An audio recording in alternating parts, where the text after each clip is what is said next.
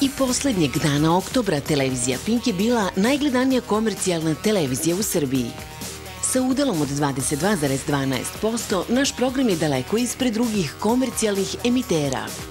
Kada sagledamo mesec oktobar, jasna je dominacija televizije Pink jer je ovaj program 28 od 31 dana bio najgledaniji.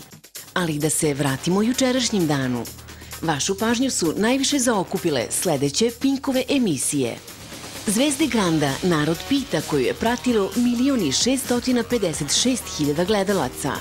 Uz Amidži Show bilo je 1.151.000 gledalaca.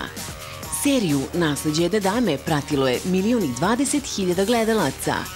A uz Malu nevestu bio je svaki treći gledalac u Srbiji. Popodnevni dnevnik privukao je čak 1.000.000 gledalaca, a uz nacionalni dnevnik bilo je 900.000 gledalaca. Televizija Pink, izbor gledalaca Srbije. Hvala na poverenju.